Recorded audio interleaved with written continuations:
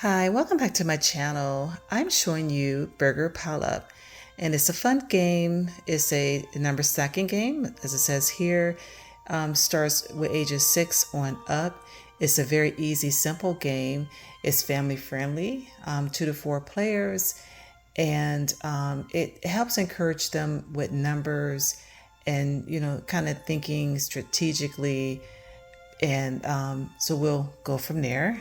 It comes with these 4 little boards that you use to stack your items on. Here are the items.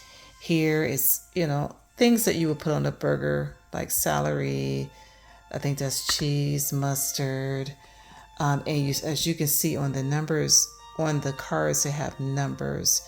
So how you play the game is you give each player gets 3 of the cards, and you can face those down. And after you give each player 3 cards, then the rest of the cards, it'll be stacked up in the pile. So let's just remove these for a minute and pretend like this is the whole pile here, and say I got 3 cards. Okay, and then I have my board. So in the game, it says you start with the youngest player, and then you go clockwise around the room. The object of the game is you stack the cards, but the key to stacking is you have to start with the lowest number on up. So for example, I have here 3 cards, which are, let's see here, is 7, 11, and 3. So the object is I start with 3.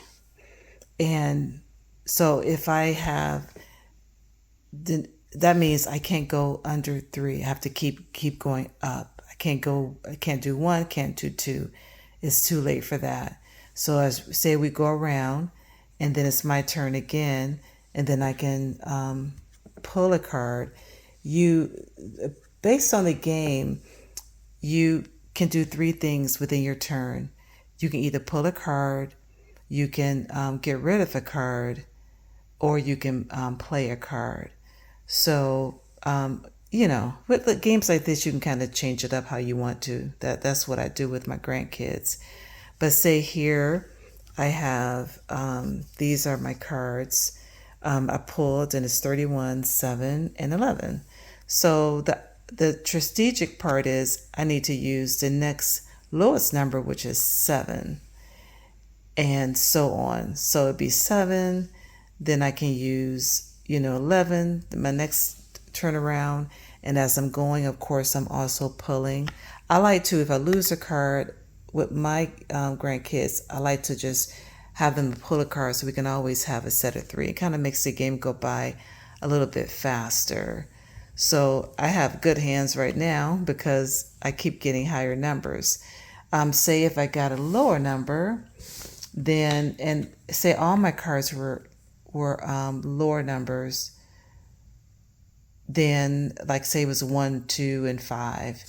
Well, then I can't play those. I will have to discard it. I'm trying to find a low number and I can't find one. But if I have, okay, here's one. Say if all my numbers were low, and so I can't play this one, I can't stack it because it's lower than 11. So the key thing is you're going up higher. So I would have to discard that. So in your pile, you have your pile that you're pulling, and also you have a pile that you're discarding. So then I would take that 4, I can't use it, and I would put it here.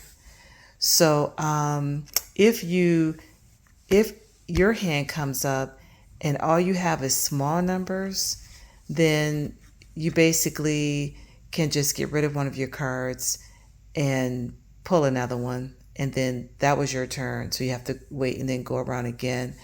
The person who wins is the person who end up stacking up 10 cards. So once you get 10 cards, then you're the winner.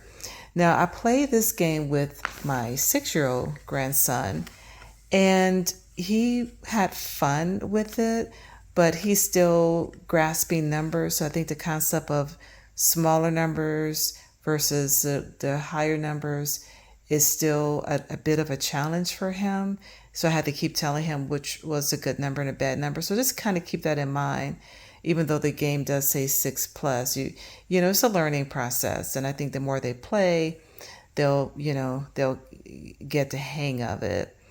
Also, it's kind of fun because, you know, these board cards, you know, they're pretty sturdy. I got mine from DG. The closest I can see of a game like this on Amazon was, I think, a pancake pile up. So it's probably pretty similar to this here. And then they had a bigger one, but at the time of this recording, they didn't have anything available. But I'll put the link in the description. So overall, I think it's a pretty fun game. I'm trying to find things that would get them away from electronics and from TV. And this is kind of fun. You know, they can kind of play with the pieces.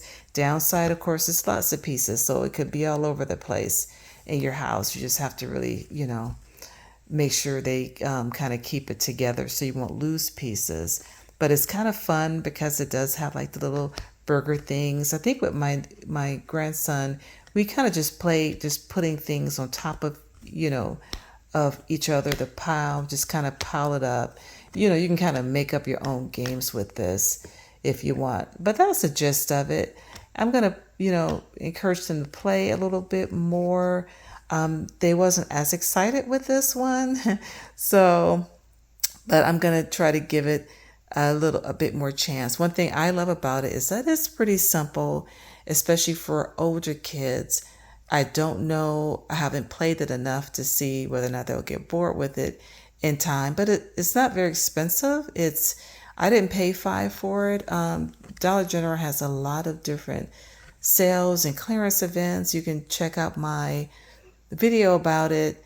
And when that comes around again, you know, you can check it out and they'll say this game I got, I think it was 90% off. So I think I only paid like 50 cents for it. So it won't hurt to have some extra things for the kids to play. If you have any questions, please leave it in the comment section. Thank you and have a good day.